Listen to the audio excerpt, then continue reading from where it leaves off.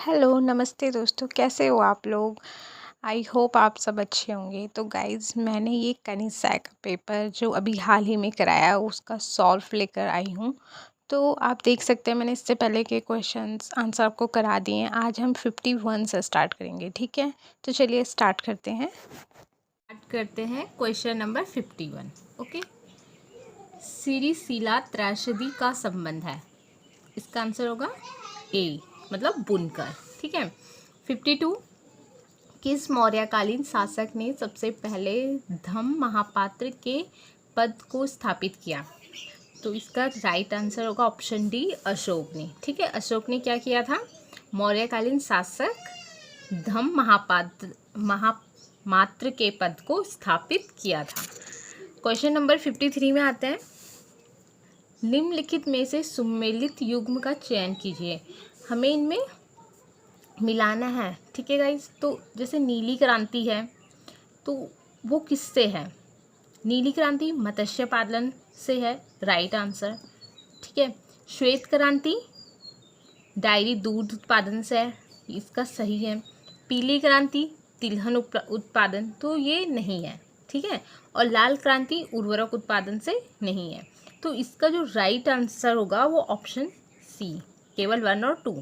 1 नीली क्रांति मत्स्य से और श्वेत दूध उत्पादन से। Question number 54। ओके, कनेक्टोम शब्द निम्नलिखित में से किससे संबंधित? इसका आंसर होगा ऑप्शन सी, मस्तिष्क में तंत्रिका कनेक्शन का मानचित्र। ठीक है। अब करते हैं 55। मुद्रा आपूर्ति के माप M3 में कौन सा मद शामिल नहीं है? तो कौन सा मद शामिल नहीं है, हमें ये आंसर लिखना है। ठीक है। तो डाकघर बचत बैंकों में कुल जमा। ओके, 56 पे आते हैं। सूची 1 और सूची 2 को हमें सुमेलित करना है, हमें मिलाना है। तो जैसे अनुच्छेद 39A, तो क्या होगा 1 का? 39A समान न्याय और निःशुल्क विधिक सहायता। ठीक है। अनुच्छेद 43 का हो जाएगा कर्मकारों के लिए निर्वाह मजदूरी आदि। ठीक है। अनुच्छेद 21 किससे संबंधित है? प्राण एवं दैहिक स्वतंत्रता का संरक्षण से। ठीक है। और अनुच्छेद 23 मानव के दुर्व्यवहार और बलात्कार का प्रतिरोध। ठीक है। तो इसका राइट आंसर रहेगा ऑप्शन बी। अब करते हैं क्वेश्चन नंबर 57। निम्नलिखित कथनों पर विचार कीजिए। तो हमने इन कथनों पर विचार करना है और देखना है कि कौन सा सही है। तो पूर्ण ज्वार की ऊंचाई सामान्य ज्वार से 20% अधिक होती है।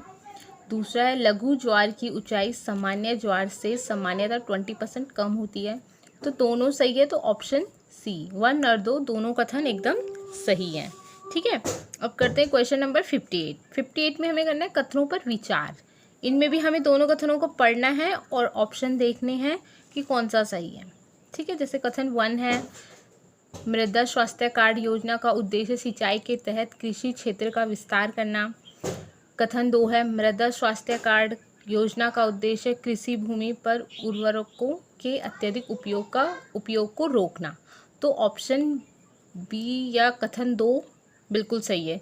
मृदा स्वास्थ्य कार्ड योजना का उद्देश्य क्या है? कृषि भूमि पर उर्वरकों के अत्यधिक उपयोग को रोकना है। तो केवल बी सही होगा। ठीक है। 59 क्वेश्चन करते हैं।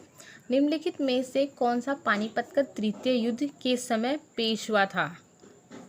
जो पानीपत का तृतीय युद्ध हुआ था उस समय पेशवा था, तो कौन था? बालाजी बाजीराव। सूची 1 और सूची 2 को हमें सुमेलित करना है, मतलब मिलाना है। ठीक है। जैसे नमित शर्मा केस, तो ये किससे रिलेटेड था?